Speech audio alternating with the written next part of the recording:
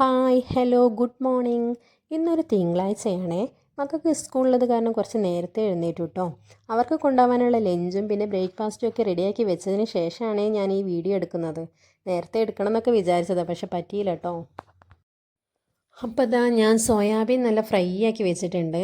ഇന്ന് വെജ് ബിരിയാണിയും soybean fry ആണ് മക്കൾക്ക് കൊടുത്തു വിടാമെന്ന് വിചാരിക്കുന്നത്. പിന്നെ അധിക ദിവസവും ഈ സോയാബീനും പിന്നെ പൊട്ടാറ്റോ ഫ്രൈയും ആണ് കൊണ്ടുപോവാറ്. പിന്നെ ഈ ഒരു ടൈം എന്ന് പറഞ്ഞാൽ എനിക്ക് നല്ല ഓട്ടപ്പാച്ചിലിൻ്റെ ടൈമാണ് കേട്ടോ. മക്കൾ സ്കൂളിൽ പോകണ എല്ലാ വീട്ടിലും ഇങ്ങനെ തന്നെ ആയിരിക്കും അല്ലേ. അവരെ വണ്ടിയിൽ കയറ്റി വിടുന്നത് വരെ നല്ല ബഹളമായിരിക്കും ഇവിടെ. പിന്നെ അതാ ലച്ചു റിബൺ കെട്ടാൻ മറന്നുപോയേ. അപ്പം ഞാൻ ഓടിപ്പോയിട്ട് അവൾ ഫുഡ് കഴിക്കുന്നിടത്ത് പോയിട്ട് റിബൺ കെട്ടി കൊടുക്കുകയാണേ. ഇതാണ് ഞാൻ പറഞ്ഞത്, ആകെ ഒരു ബഹളമാണ്. ഒരു 8 മണിയൊക്കെ ആകുമ്പോൾ സ്കൂൾ വണ്ടി എത്തും. പിന്നെ വൈകിട്ട് 4:45 കേട്ടോ ഇവിടെ എത്താൻ.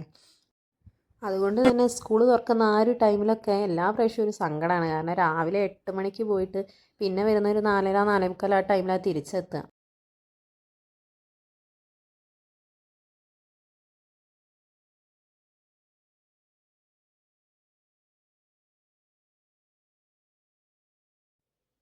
അങ്ങനെ കുട്ടികൾ സ്കൂളിലേക്ക് പോയി. ഞാനും അരുണേട്ടനും ഇതാ ബ്രേക്ക്ഫാസ്റ്റ് കഴിച്ചുകൊണ്ടിരിക്കുകയാണ്.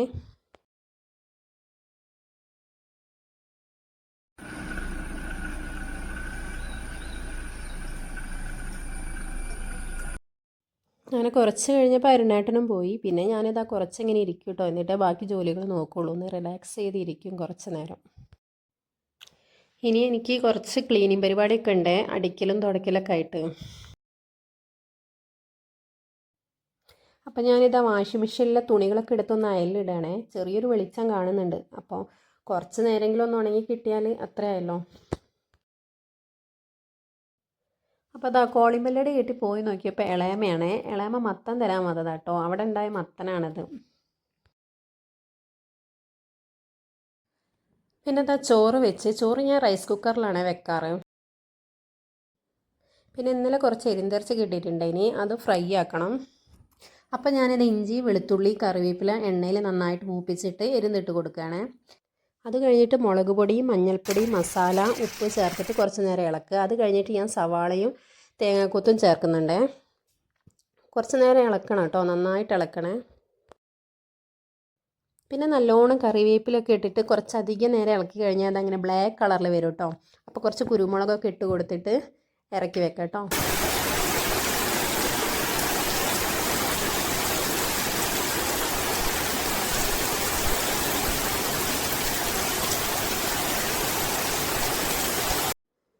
പുറത്തുതാ നല്ല മഴ പെയ്തുകൊണ്ട് നിൽക്കുകയാണേ. കാലാവസ്ഥയൊക്കെ മാറിയിട്ടോ. മോളെ കുടയാണ് കിടക്കുന്നത്. അങ്ങനെ ഞാൻ കുറച്ച് നേരം മഴയൊക്കെ ഇങ്ങനെ ആസ്വദിച്ച് നിന്നേ. പിന്നെ അതാ വേഗം പോയിട്ട് കോവക്കപ്പേരിയും പച്ചക്കറിയും വെച്ചേ. പിന്നെ എന്താ മീൻ പൊരിക്കാൻ വേണ്ടിയിട്ട് മസാല തേച്ച് വെച്ചിട്ടുണ്ട് കേട്ടോ.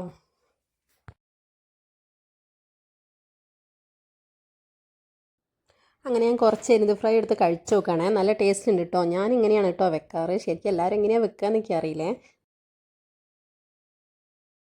ഞാൻ ഈ നിലം തുടയ്ക്കുക അങ്ങനത്തെ പണികളൊക്കെ ചെയ്യുമ്പോൾ ഇടുന്ന നൈറ്റി കേട്ടോ. അത് ഒരു പഴയ നൈറ്റി കേട്ടോ എടുത്തിടുക. പിന്നെ അങ്ങോട്ടുള്ള വീഡിയോസൊക്കെ ഞാൻ വൈകിട്ടാട്ടോ എടുത്തത്. അരുണേട്ടൻ വന്നപ്പോൾ ഒരു കേക്ക് കൊണ്ടുവന്നിട്ടുണ്ടേനെ. ഇന്ന് എൻ്റെ ബർത്ത്ഡേ കൂടിയാണ് കേട്ടോ. ലിച്ചാണെങ്കിൽ കേക്ക് കണ്ട സന്തോഷത്തിലാണേ. അപ്പോൾ ഇതാണ് കേട്ടോ അരുണേട്ടൻ്റെ ഗിഫ്റ്റ്. എനിക്കിഷ്ടമായി കേട്ടോ, നല്ല ഭംഗിയുണ്ടേ കാണാൻ ഡ്രസ്സ്. ഞങ്ങളെ കുട്ടിപ്പട്ടാളങ്ങളെയൊക്കെ വിളിച്ചിട്ടുണ്ടായിരുന്നു കേട്ടോ കേക്ക് കട്ട് ചെയ്യാൻ. അവർക്ക് കുട്ടിയേക്കാണല്ലോ കൂടുതൽ ഇഷ്ടം ഈ കേക്ക് കട്ടിംഗ് ഒക്കെ. പിന്നെ വേറെ ഒന്നുമില്ല കേട്ടോ, ജസ്റ്റ് ഒരു കേക്ക് കട്ടിങ് മാത്രമേ ഉള്ളൂ.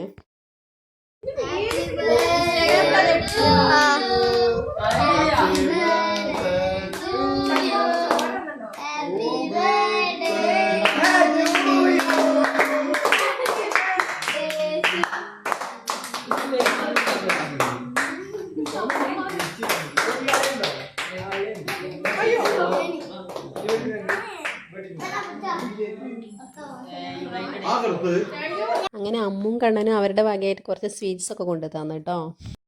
കുട്ടികളൊക്കെ വന്നതിന് ശേഷം പിന്നെ നല്ല രസമായിരുന്നു കേട്ടോ. കുട്ടികളെ കളിയും തമാശയൊക്കെ കേട്ടിരിക്കാൻ നല്ല രസമുണ്ടായിരുന്നേ. അപ്പോൾ ഇതൊക്കെ കഴിഞ്ഞിട്ട് പിന്നെ ആരുമോക്ക് കേക്ക് കൊണ്ട് കൊടുത്തേ. ഇത് ഞങ്ങളുടെ പാപ്പൻ്റെ വീടാണ് കേട്ടോ. അപ്പോൾ വീഡിയോ ഇത്രയേ ഉള്ളൂ. എല്ലാവർക്കും ഇഷ്ടപ്പെട്ടാൽ ലൈക്ക് ചെയ്യുക, സബ്സ്ക്രൈബ് ചെയ്യുക. Okay, bye.